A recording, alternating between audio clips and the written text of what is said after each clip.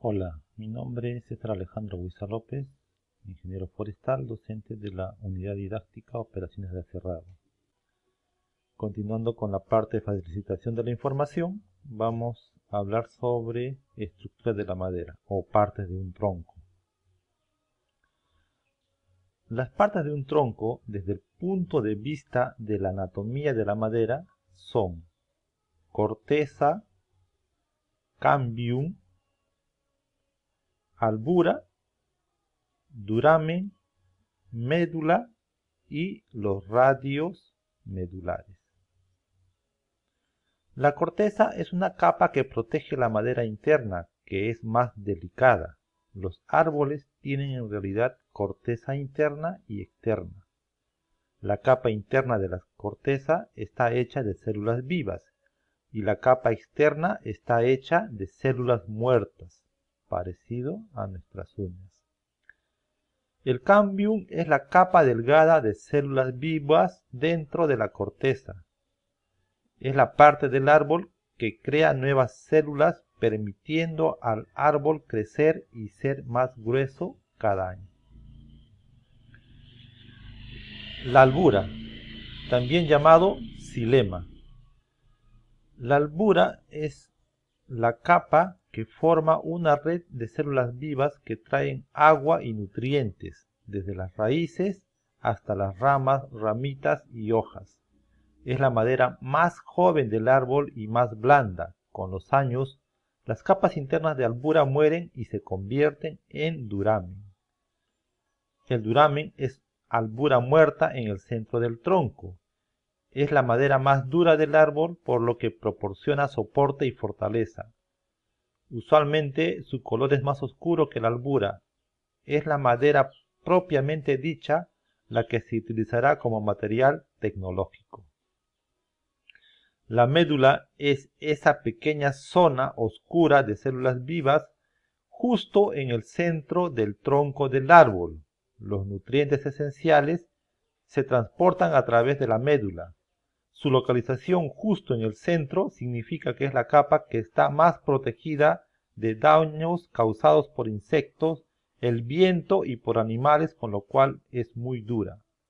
Los radios medulares son unos radios que salen del corazón del tronco y por donde se lleva la savia hacia la periferia.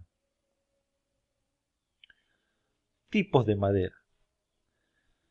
Existen muchos tipos de madera de acuerdo a sus propiedades y su apariencia.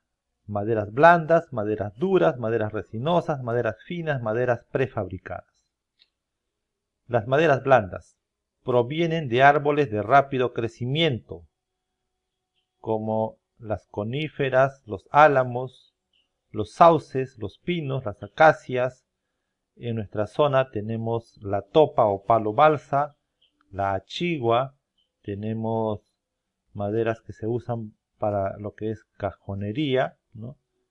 Son amables y fáciles de trabajar, suelen tener colores muy claros y son la materia prima del papel. Las maderas duras provienen de árboles de crecimiento lento y hoja caduca, como el nogal o el roble. En nuestra región tenemos al chihuahuaca como una de las más representativas. También está el tahuarí. Suelen ser aceitosas y resistentes, útiles para suelos, herramientas y muebles. Maderas resinosas particularmente resistentes a la humedad. Se usan para muebles y ciertos tipos de papel. Provienen de árboles como el cedro o el ciprés. También hay otra madera muy resinosa como es el mayonaste. Maderas finas, las que permiten un acabado de mejor calidad y un trabajo de mayor delicadeza, sumamente demandadas en el arte y la arquitectura, para fabricar objetos musicales o adornos. Suelen provenir del ébano, el abeto o el arce, por ejemplo. En nuestras zonas tenemos al cedro, la caoba como las mejores maderas finas, el ispingo que ya no se ve. Maderas prefabricadas, maderas sintéticas o elaboradas con restos de maderas a través de técnicas de conglomerado o técnicas de aglutinación industrial.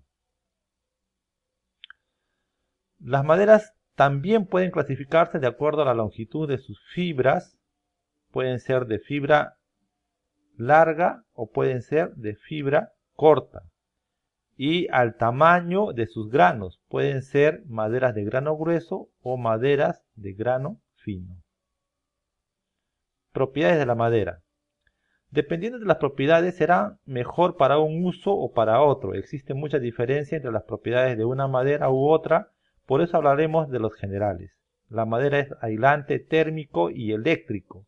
Es buena conductora del sonido. Es un material renovable, biodegradable y reciclable.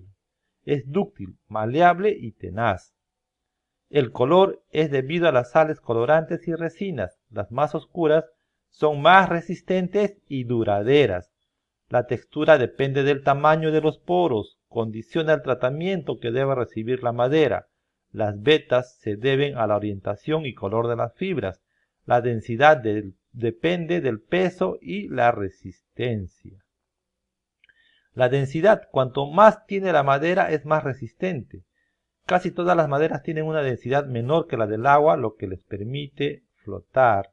Es por eso aquellos madereros que traen madera por los ríos, las traen armando balsas. Las maderas de baja densidad, hasta 0.5 gramos por centímetro cúbico, se conoce como coníferas. Las de alta densidad, mayor a 0.5 gramos por centímetro cúbico, se conoce como latifoliadas. Flexibilidad es la facilidad para ser curvadas en el sentido de su longitud, sin romperse ni deformarse. La tienen especialmente las maderas jóvenes y blandas. La hendidura consiste en la facilidad que contiene la madera en partirse o rajarse en el sentido de la fibra.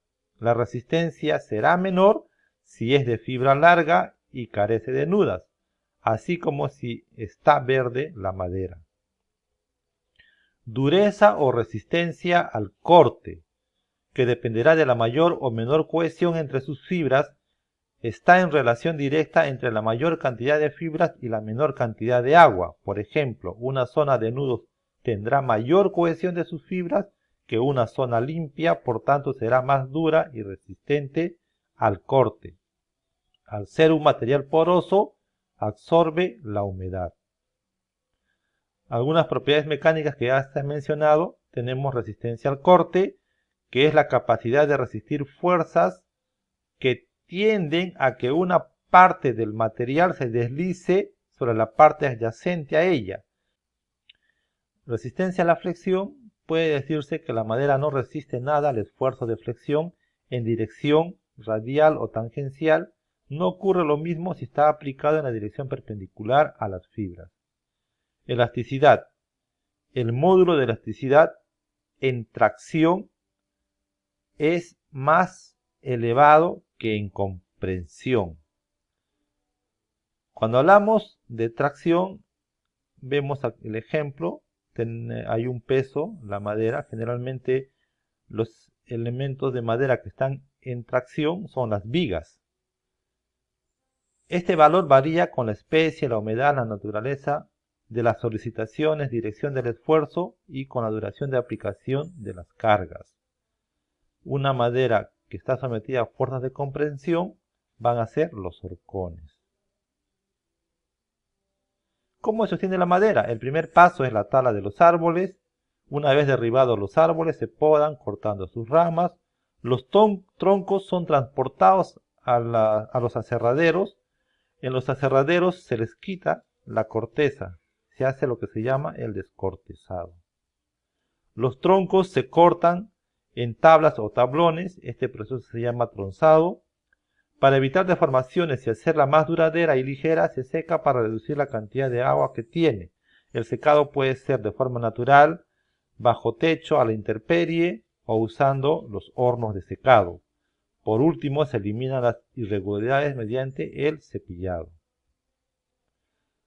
Madera rolliza versus madera serrada. La madera serrada es aquella que deriva de un procesamiento aserrado realizado a los troncos de los árboles cortados en longitudes comerciales.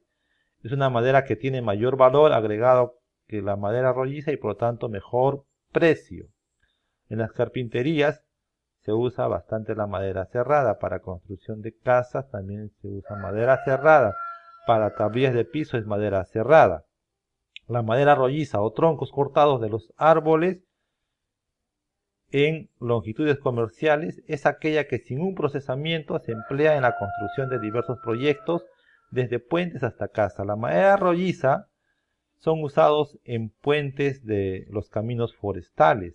Antiguamente también se usaba en los caminos de primer orden. En lo que es la actual interoceánica encontrábamos varios tramos de puentes hechos con madera rolliza. Actualmente ya fueron reemplazados por puentes de concreto y también encontramos madera rolliza en estructuras de casas rústicas o incluso ahora en lo que son los albergues le da un aspecto arquitectónico muy bonito, muy elegante, que lo están usando bastante.